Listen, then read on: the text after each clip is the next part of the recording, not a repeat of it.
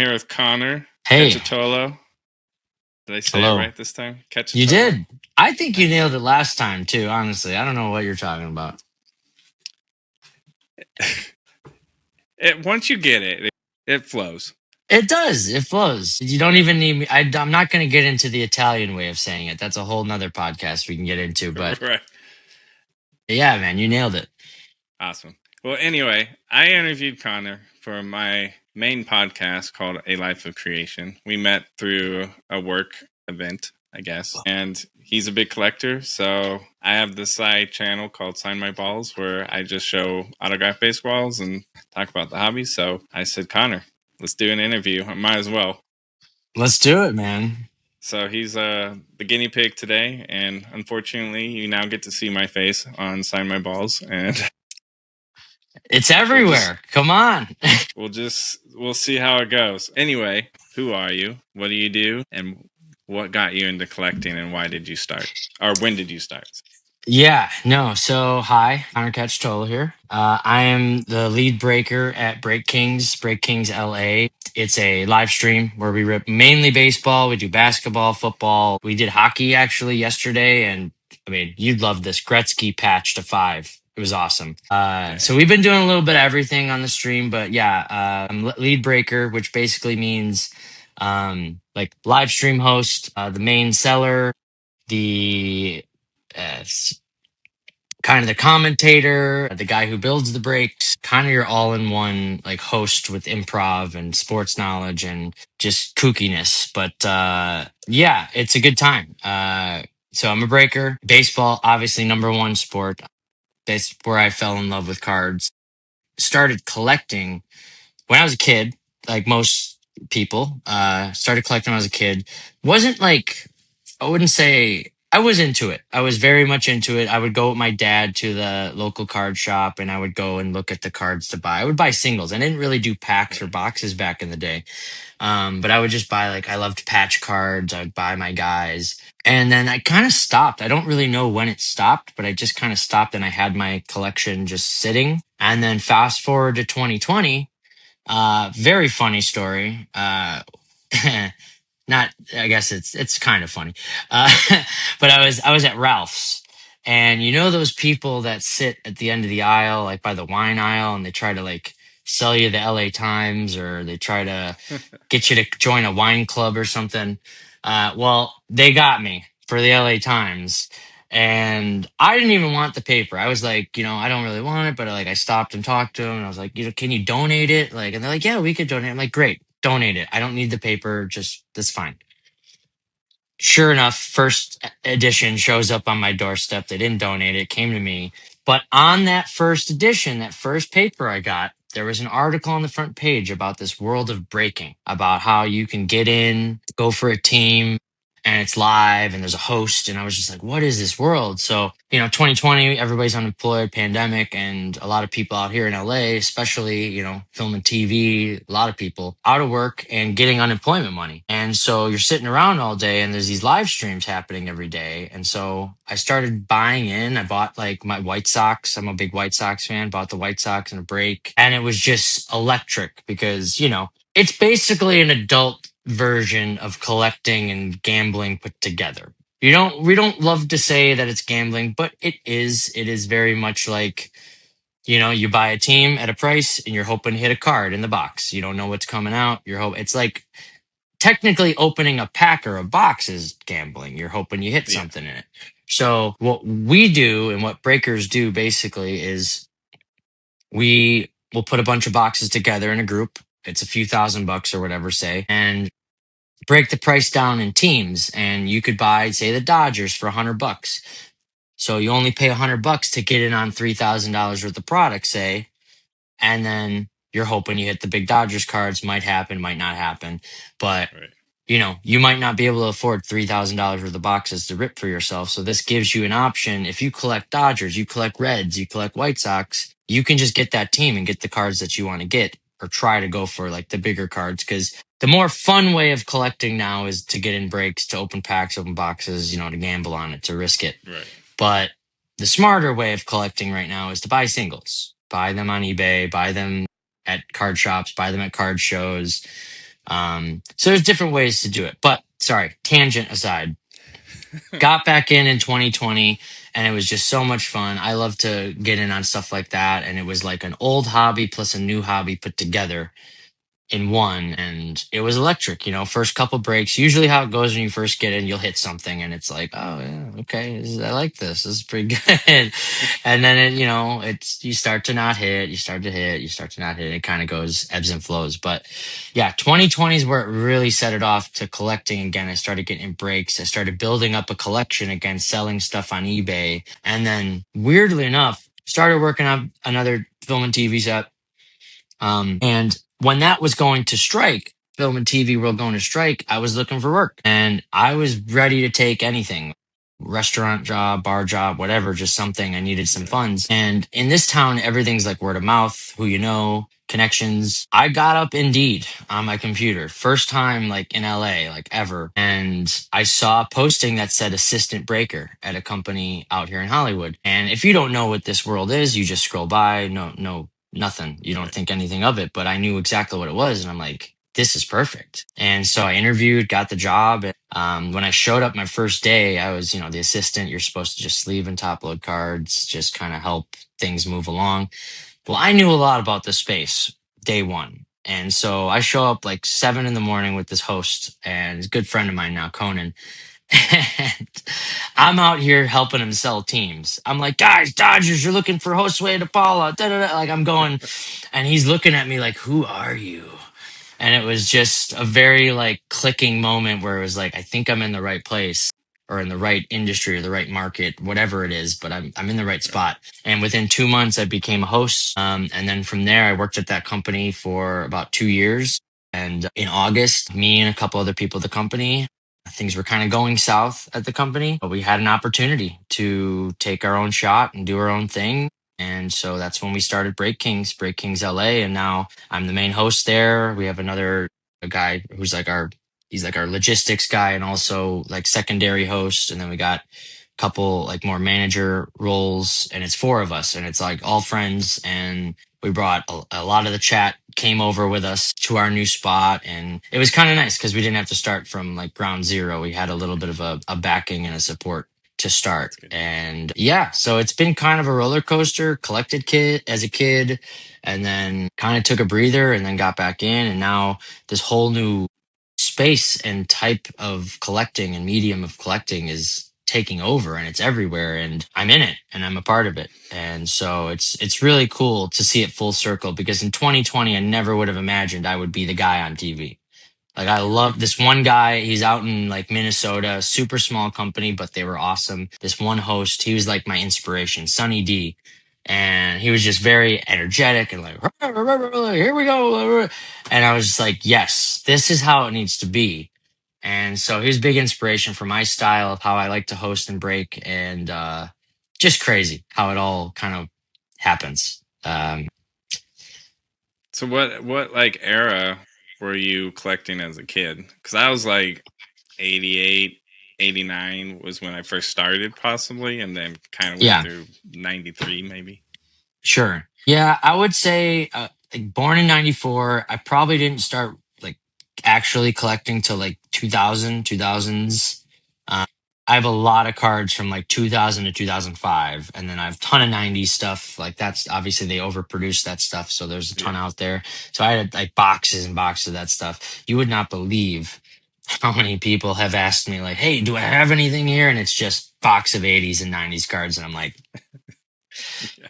man, I hate to tell you this, Yeah. but yeah, so like 2000 to 2005 ish, like White Sox won the World Series in '05. Tops 2005 is one of my favorite sets. A little biased because we won the World Series that year, but like I really like the look of the card. And what's cooler even now is there's a product called Archives, comes out every year, and they always do a throwback to an old set or a few old sets within the set. And this year they included '05, and it's super Mm. cool to see like a Nick Kurtz rookie on the 2005 style card. But yeah, I would say like early thousands. I even did a little Yu-Gi-Oh. I was big into Yu-Gi-Oh. I had one of the best decks ever. No clue where that thing went. Gone. Storage, threw it out. Somebody threw it out. Parents, I Right. don't know, but it's gone. But yeah, so like early 2000s, I would say, and then kind of trickled off probably when I got into like later into grade school. So like, yeah, that like Right. early decade. Yeah, it's kind of funny how we did something as kids, and now as grown adults, we're right back in it. Right back in it, almost worse because it's Yeah, more expensive. It's more chases, more like they've made these products different, like sized and what's in it, and there's so many options now. And you don't even have to rip the stuff. You could buy a box of Bowman and sit on that thing for like 5, 10 years, and it could be worth 5x by the time. We're currently filling a break right now that's going to go tomorrow or Sunday or Monday, and it's a monster break. It's huge. We have a box of 2018 Topps Chrome Jumbo in it.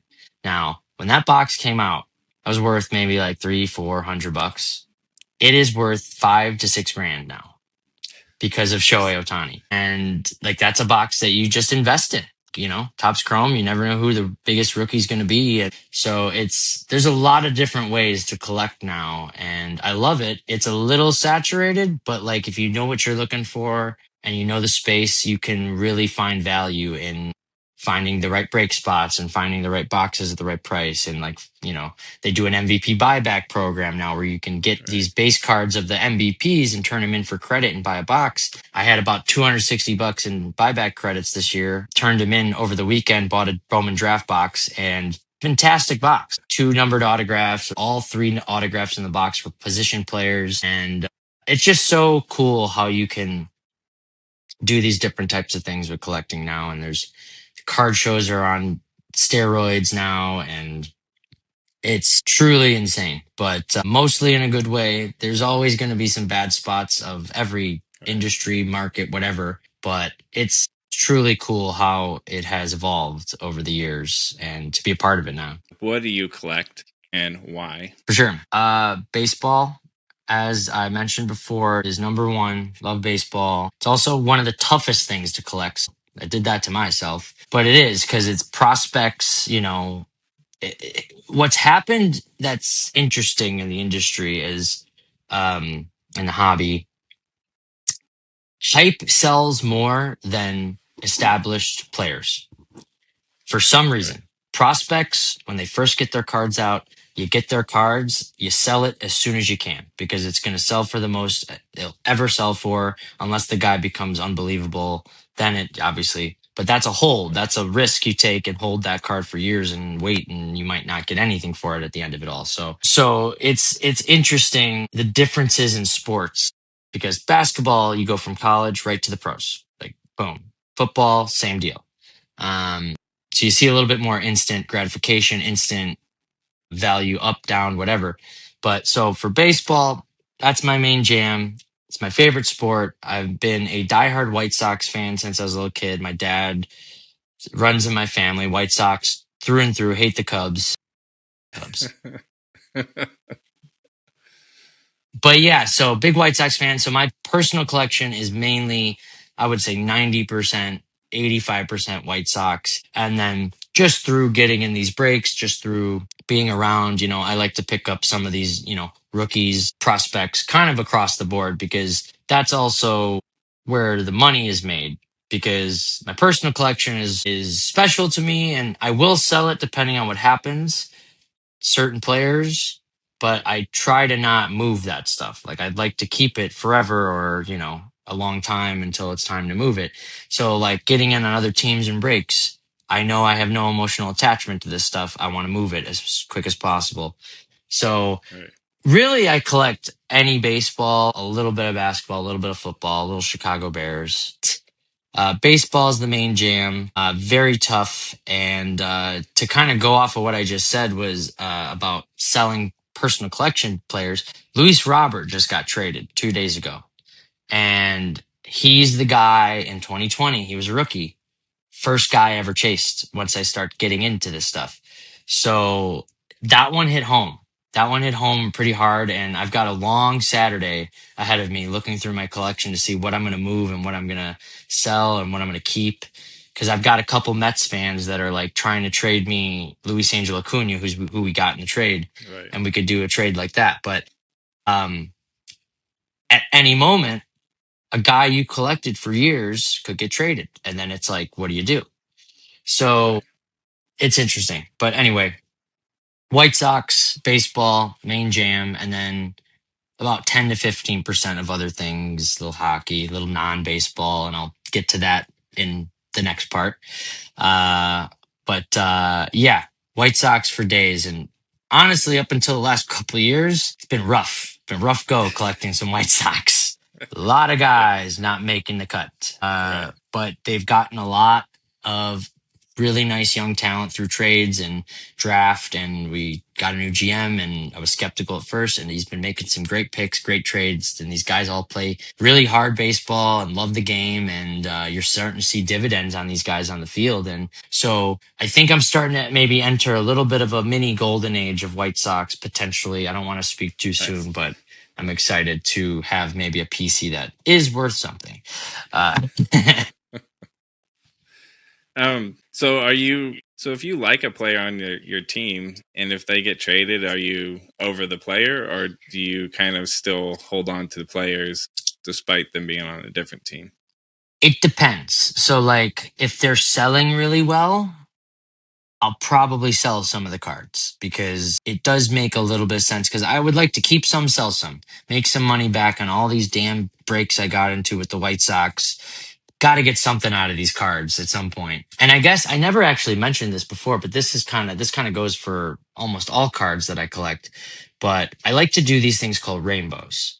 And what a rainbow is basically there's a bunch of different parallels and numbered rarities on cards for any given product. And a rainbow is basically every color, every version of that card in parallel form, all in one. Takes a long time to collect. Doesn't take as long if you get the 101 early. A lot easier to Right. get that handled, but it's a fun thing. Once you finish one of those things, it's such a cool thing to own. You own the whole set for this one player. And I've got probably about 5 or 6 rainbows together in my collection, mostly White Sox. But to go back to sell, buy, hold players in my PC once they get traded, like for example, Luis Robert.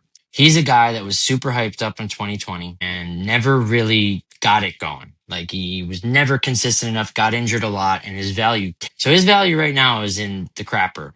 And he just got traded. So part of me is probably going to maybe trade some to get some of the new guy that we just got, Acuna. Part of me is probably going to save a stack in case he goes crazy on the Mets. Because if Right. he change of scenery happens all the time. Player just needs a new team and they start crushing. So Right.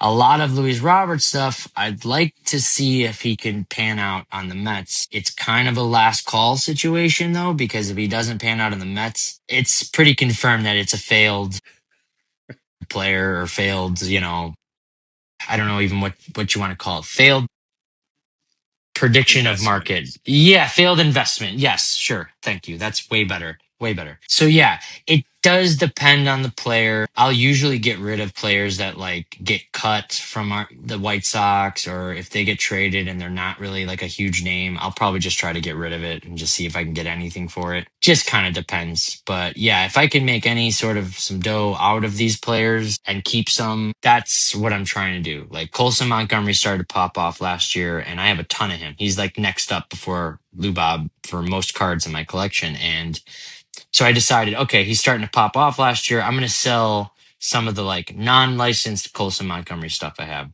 Panini baseball stuff, or his non-first Bowman stuff that I could still get some cash out of. And then also it's not his like grail cards or his main cards to go collect. So definitely depends, not a straightforward answer. And I you're mean, not going it's to an get many ever. straightforward. You're never Yeah. going to get straightforward answer. You're going to get 4 tangents, 2 stories, and an anecdote all in one answer.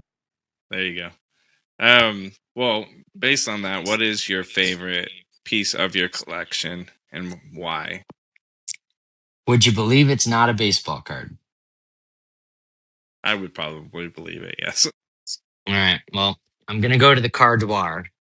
It's an armoire that I bought at an estate sale that is perfect for holding all card things. So the reason why this is my grail card that I own, I'm still hunting other grail cards, obviously, but Right. Reason why it's my Grail card that I own is because there's a great story behind it, and also I'm a huge Seinfeld, huge Curb Your Enthusiasm fan, and this year or last year, 2025, he finally has autographs in a baseball product, in multiple baseball products actually. And so my Grail card that I own is this Larry David. It's a really tough. Let me see. There we go. Larry David signed card.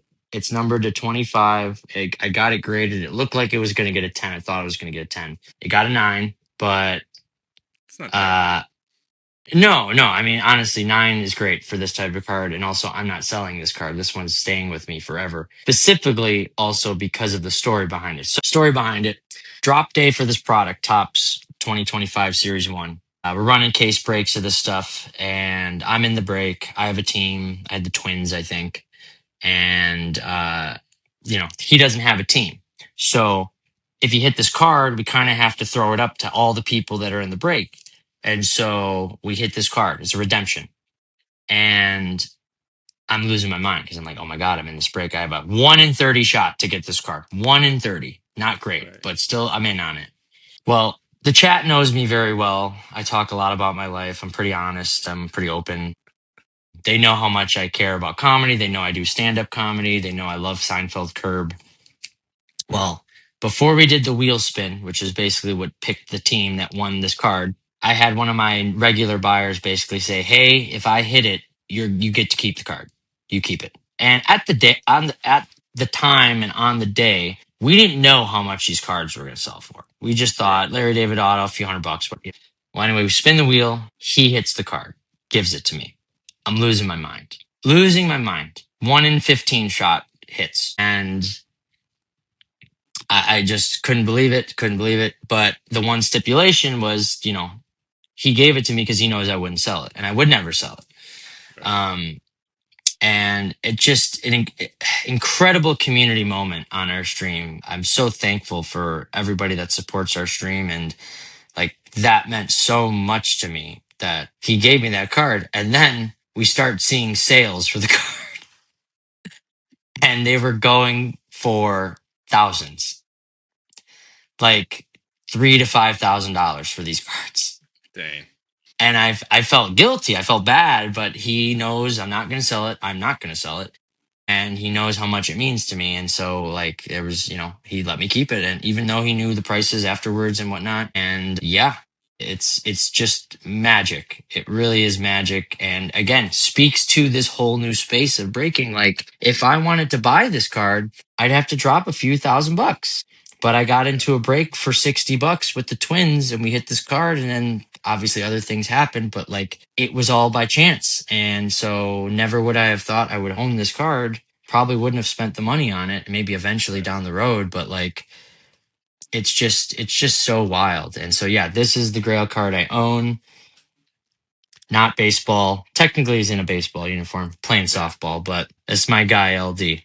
Pretty awesome. Nice. That is awesome. So that goes into the next question. What is your holy grail outside of that one, since you have that one? What is like Yeah. your next big thing? So it's tough because it kind of changes, and I've got a lot of different things that are open that I want to finish collecting, like rainbows. Like I mentioned, there's a few that are like one card away, and I can't find this card. And it's also not like the 101, it's like to 10. Can't Right. find this card. So I guess for rainbows purposes, I've been doing the Brian Ramos rookie autograph rainbow. He was a pretty hyped up prospect for the White Sox. Kinda has one more shot this year. Doesn't have a big window because there's a lot of talent coming up and younger guys.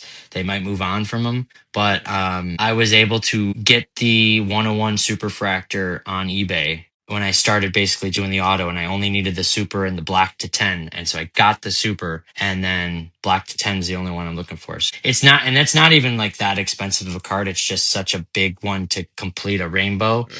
And honestly, by the time I complete it, the guy might not even be on the team anymore. But that says more also potentially if he goes somewhere and starts crushing. I have no emotional attachment to this rainbow, and I own his best card, every version of it. Altogether, I could sell that to somebody that wants to get that going, and they don't have to do any of the work. Right. So that's one grail. To kind of go off of this, he's got chrome versions of this autograph, He's got Allen and Ginter's another type of product, and he's got autographs in that. Another grail I have is like a chrome version of this, or the Right. superfractor chrome of this, although I think somebody bought that and I think they're keeping it. So I've heard throughout the hobby that that's happened.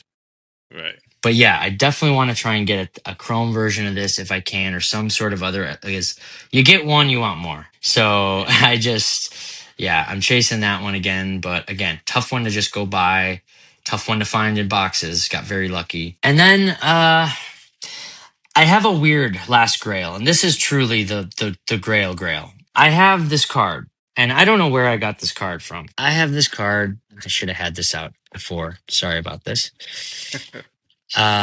It's a Mickey Cochran card. Mickey Cochran's, old school baseball player, played in like the 30s. 30s, so sorry.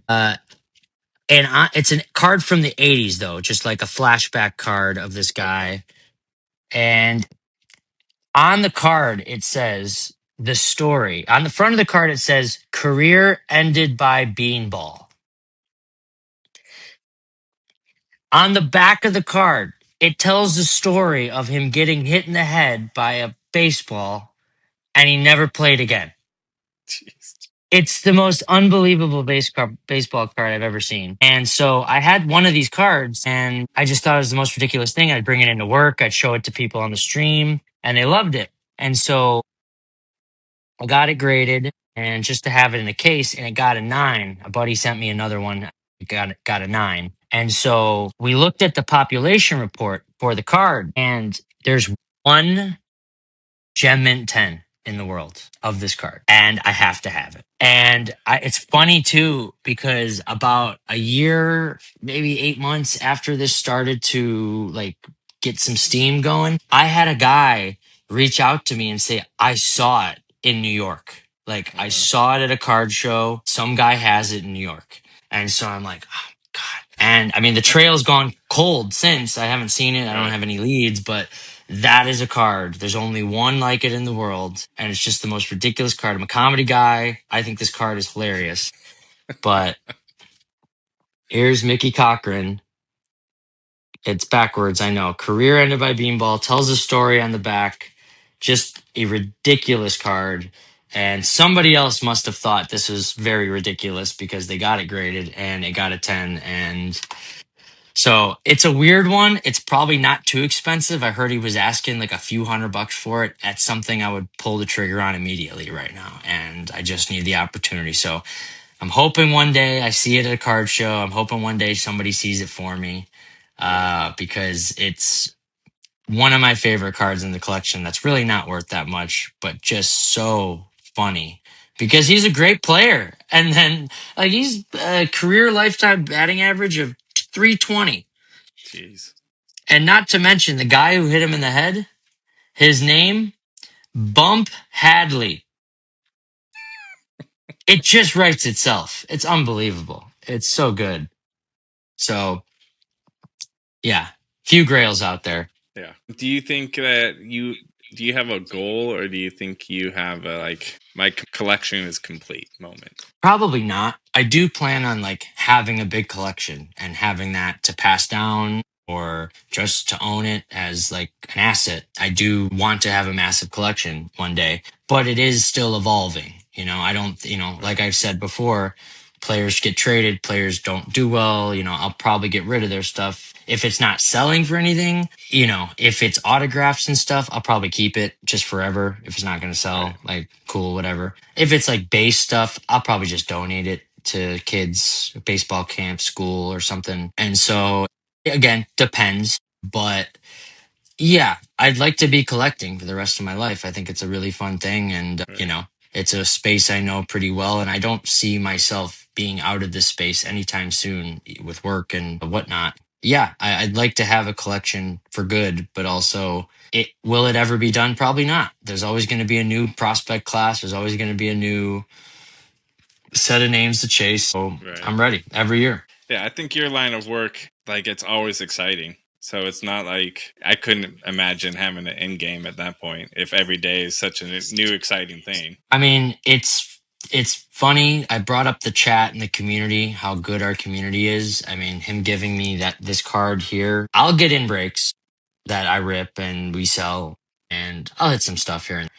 But there's no like tip system for people with this, and our community will just like buy my White Sox and they'll be like, they're for you. Because a lot of times they're super cheap in breaks, like $20, $30, Yeah. whatever. But they'll do that. And so half the time I'm in these breaks and I didn't even get in, and I'll be hitting White Sox cards. And so, like, just by happenstance of doing this job, I'm walking home with, you know, cards that I've wanted anyway. And so, yeah, whether I like it or not, I'm getting these cards and the Right. collection's Yeah. growing. So I'm so thankful. It's just an amazing group of people that we have every day. And it's wild. Yeah. Yeah. So how are you protecting your collection for like the long haul? Because I know I've been working on going through my grandpa's collection, and I mean most of Yeah. it was just thrown in bins. That's the problem. It's tough. Some of the stuff from the old days or, whatever, even if you have them in binders, it doesn't really take care of the card because if you're flipping the pages, the corners, edges are getting cooked. I have a system. Like I mentioned before, I have a cardwar, so it's like a one-stop shop of all my stuff in kind of one place. I've got card holders. My apartment's a mess, but like, here's my White Sox, and this is one of two. I have two of these that are full of White Sox players. Right. I'm currently potentially moving a lot of Andrew Vaughn. Big deal. Would be great to get rid of some Vaughn. But so I've got a mix of things. I've got card sorters. I keep everything in top loaders and sleeves. Eventually, I think maybe there's a world where once the collection gets big enough or there's enough high end stuff that maybe the high end stuff goes somewhere to a vault. Because there's places where you can store your own cards, PSA Right. vaults, XYZ, places like that. But, you don't technically have them in your hands. And I kind Right. of like having them around, but you always risk having them at your place if something happens. I mean, one of my coworkers basically had his apartment ransacked and he just sent 50 cards to the vault. He lost a lot of other stuff that got stolen, but thankfully he sent 50 cards to the vault and they didn't get stolen. So, there's pros and cons to all different ways of doing it. But Right. yeah, for the most part, I try to keep it together in one little spot in this like armoire thing and then protected inside of the armoire as well as much as possible. I don't like one touches. People like one touches. I don't like one touches. The card's knocking around in there. It's not protected. It's a hard case, but inside of it, it's just a cesspool. Right. But yeah, so it probably could be protected more, but I like what I got right now. It'll get Right. better. Yeah, I'm sure everyone thinks it could be protected more than what Yeah, they I got. mean, yeah, I don't know. Yeah, I mean, even some of the graded cards I have, I'm like, these cards move. They're just rattling yeah. around in there too. And it's just something to say too with like a graded card, having like a plastic wrap and sleeve on the graded card Yeah. because the slab will get scratched and whatnot. That also, aesthetically, if you ever want to sell a certain card, there's a scratch on the casing, even if it's a gem mint 10. Some people might not want that because it doesn't look appealing. And so, yeah, sleeve top load. If it's in a graded slab, one of these team bags, put it right in. That's probably good enough unless you're just Right. like going on hikes with your collection for some reason. Right. But yeah. Yeah. I actually bought a Quentin Byfield Young Guns. It was Okay, PSA nice. 9. It was a PSA 9, and I think it had a scratch on the case. I was like, that kind of sucks. But Yeah. I'm like, the card's still good. So I'm like, whatever. It doesn't bother me too much, but yeah, you sit there and you look at it, you're like, that's Yeah. annoying. Yeah, Whatever. exactly. It is what it is.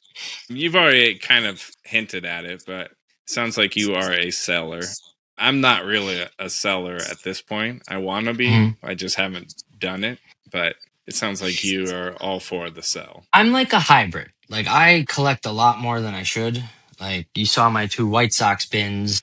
I mean, I've got a whole drawer of every other team in that armoire. There's a lot of cards that I just like to collect that aren't worth anything. Like, a Right. Junior Caminero base card, but it's so cool looking. Like I want that card. He's a badass looking dude on the card and on the field. Like that's a cool card. Like if it's a cool looking card, I'll keep that. Like I keep way too many base cards. If you ask anybody I work with, I'm the base card guy. I love base cards. I'll stack up first Bowman papers and first Bowman chromes until they get the call up, and I'll be selling those $4, $5 a piece. So yeah, it's like hybrid of selling and collecting. But yeah, I'm so in tune with the market and what's happening with players that I'm kind of doing myself a disservice if I don't take advantage of the knowledge and try to make money off of some of this stuff. Right. So it's yeah, it's like a hybrid, but I definitely collect a lot. I can imagine not selling a lot of the stuff that I have just because Yeah. it's, a few bucks here, a few bucks there, but it's a cool looking thing. Yeah.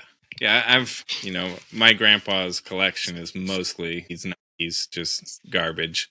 And I'm like, I can't even sell it at this point, really. It's tough. It's like you need the couple like big names in perfect condition and then get it graded and then it sells. Like it's a Right. process. But that's also not to say the cards don't look cool because like the throwback look is awesome sometimes, you Yeah. know. A lot of that 2000s and late 90s like say like Topps Chrome basketball. Now that just came back. Topps just got the licensing back and it came back this year first time. Topps Chrome basketball. But like you go back to like the 2000s and like the 90s stuff, like Kobe refractor, just a refractor and graded thousands. Like it's Right. crazy. So there is actually some gems from those decades. Baseball is the one thing that got kind of smoked by it. And this was also Right. before a ton of parallels and a ton of like chase cards to hit. And like you're looking for autographs, you're looking for some number stuff, but not at the rate that you're seeing them now. Like now you're seeing Right. like three autos in a box and five color, five parallels, and that's every box. And every year, every product they come out with, they add more parallels and there's more stuff to go look for. And Right. so it's almost like too much now. So it's kind of nice sometimes that older stuff, the 80s, 90s. It's nice to get back to like the foundation of the collecting world. Yeah. I mean, there was not a lot of inserts or specials in the Nothing. cards I There's was collecting. nothing. Yeah. We Pretty we boring. had we had a little we played a joke on the other breaker that's on our stream back at our old place and we had a box sealed of like 1990 score baseball.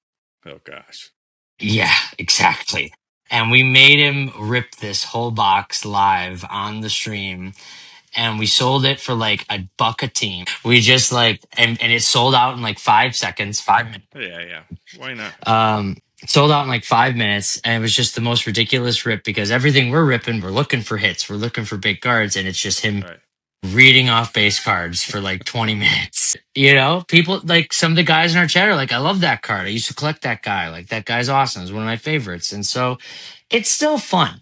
At the end of the day, what this hobby is, it's supposed to be fun. That's one thing that we said when we started this stream is we want it to be a hangout. We want it to be a good time. You just come in, hang out. And I think we've done that where it's a fun space, a supportive space. And, no player, no year, no product is out of bounds. Like, let's talk about it. And so, but we've done that and we've curated it and it's been really, really fun.